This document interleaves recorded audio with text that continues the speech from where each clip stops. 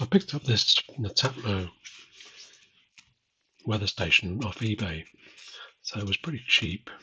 It's only compared to the normal price of a new one, because they are quite expensive. But yeah, I mean, it was sold as working, and indeed it does connect. I have connected it successfully, but it keeps cutting out, keeps losing the internet, which I assume means it's losing power. I think the bottom comes off. It's the way to get into it. On the top, it's got a touch sensor, which takes a reading straight away. Otherwise, it seems to take a reading about every 15 minutes. But it has a CO monitor, carbon dioxide, which is one of the main reasons I got it, just to check the ventilation in our house during the winter, especially because CO2 does build up, which isn't a good thing. When it gets above 1,000 parts per million, apparently, it can become unhealthy, especially if you've got asthmatics in the house. Anyway, so that's the reason for getting it, but it's just disappointing that it stopped working. I'm hoping that it will be the power supply. It's got an old USB connection, micro, is it micro or mini? I don't remember which is which, but yeah. So that I'm hoping that that is the problem. I'll just be able to either wire it in permanently or replace the socket or whatever, just to see if whether that's what it is. If it isn't, then it's something more serious, which could be beyond my capabilities. So I think there's just either twists off or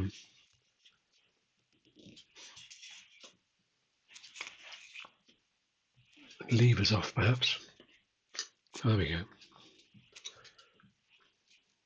Yeah, it is just a bayonet on there. Their address in France, and then we've got 3 screws which look to be hex, which is fine because I do have a pretty comprehensive set of stuff here.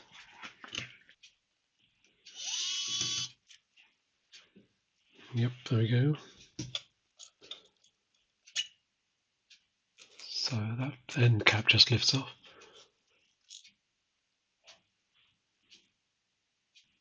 I'm not sure what these 3 pairs of 3. Oh, there must be vents, I think. Yeah, I think they're just vents.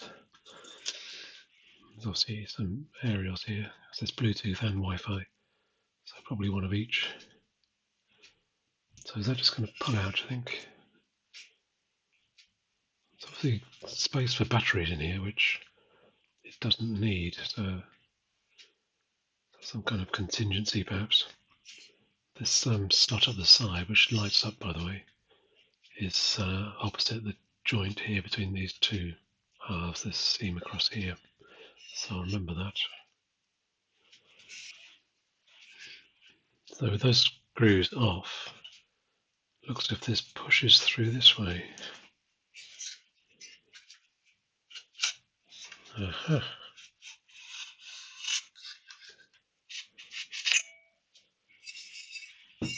So it's just an aluminium tube.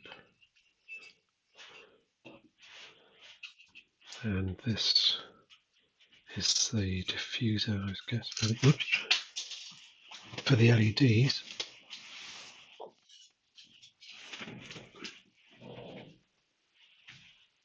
And that's just clear. Well, not clear, so it's completely opaque. But underneath is this clear plastic part, which must have the LEDs behind it. So what next? There is a screw through here and through here, so I guess that must come apart in 2 halves. Assuming these are the same screws, which it doesn't look as if they are. No, they're crossheads.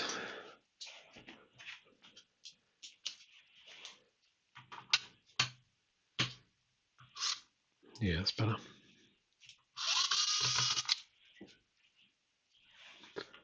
So those 2 will be for the sides, the halves.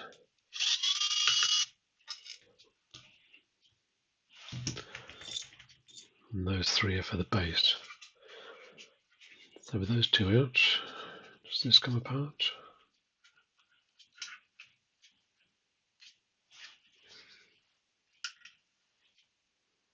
There we go, it's coming apart.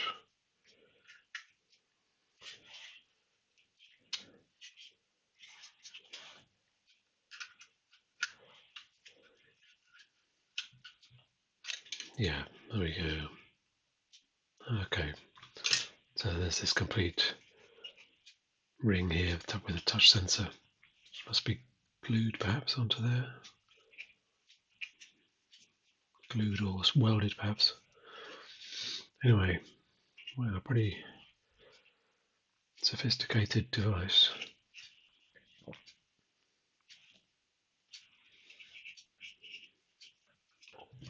Bunch of stuff. Obviously microprocessor. Radio up here for the Wi-Fi, I guess. And various sensors.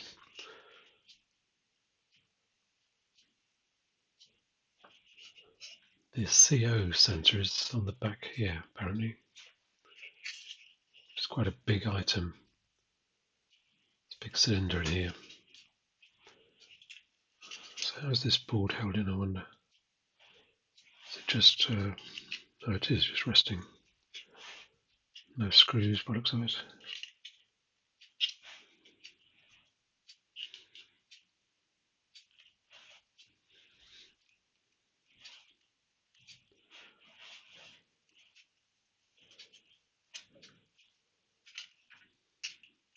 There we go. Getting there. Right. Pretty complicated moulding. They obviously had other plans. One with the battery compartment and this lot going on here. That's what that's for.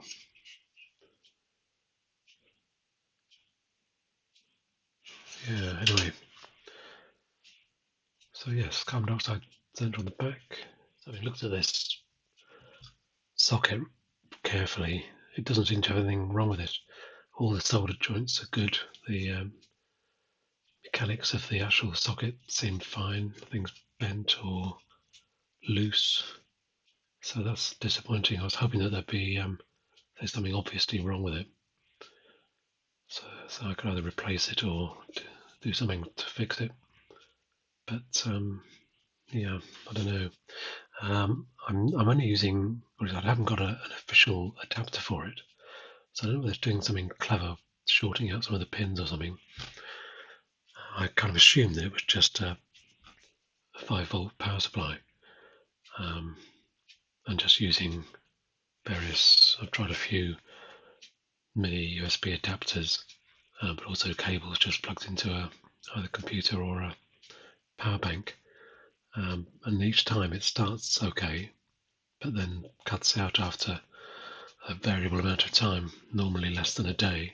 But something happens and it just dies, and drops off the network. So yeah, I don't know. I'll give it another try with a power bank. And this is just a run-of-the-mill power-only cable, as far as I'm aware.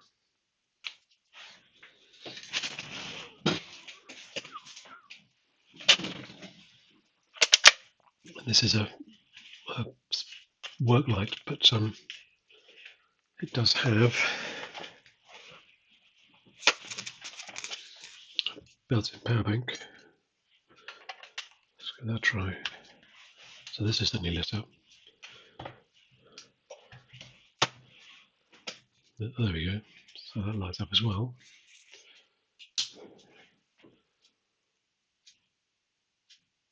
So presumably it's setting itself up on the local Wi-Fi.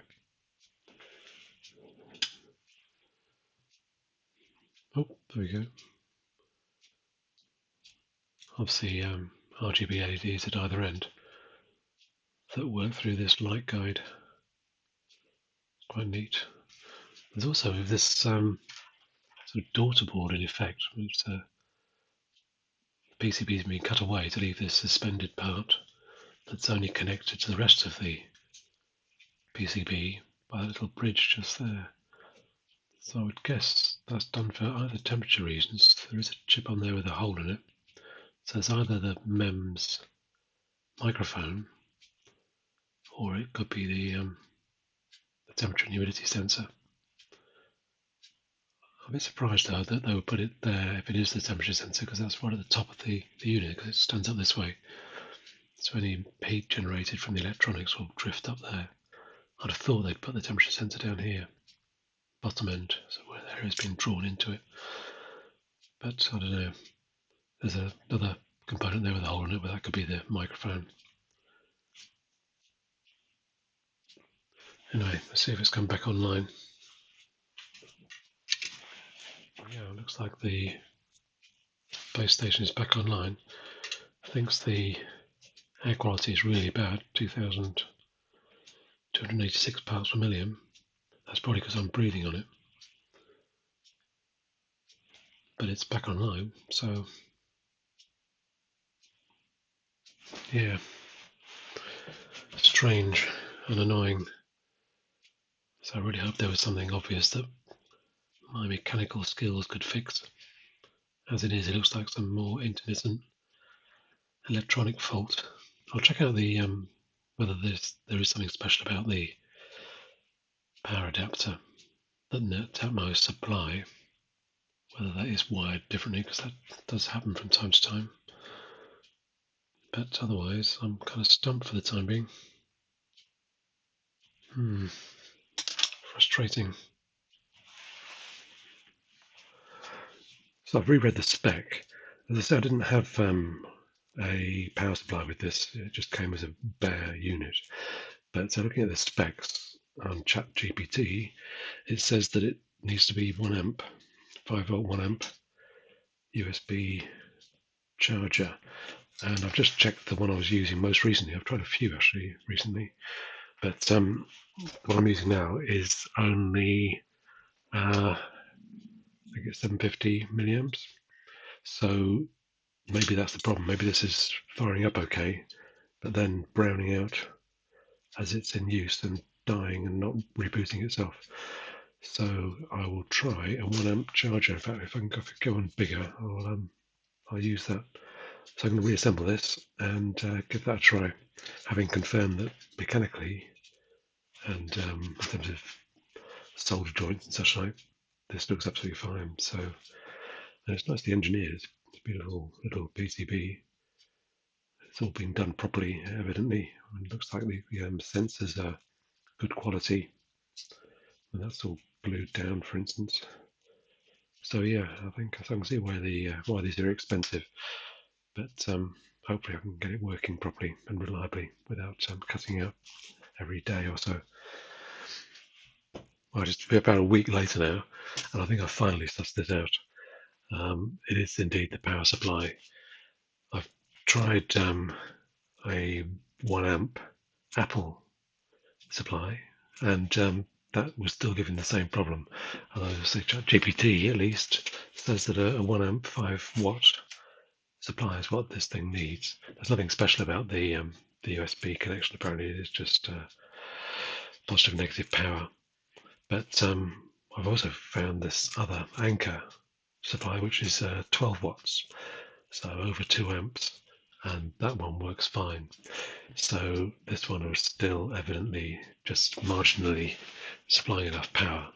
And I think this must get to a point where it's processing data or whatever and just overloads itself and browns out and dies. So it drops off the network and doesn't manage to restart itself. But with the 2 amp supply, it's been working fine for the last nearly a week now. So that seems to be the issue. It does need a relatively high powered supply to be able to work reliably.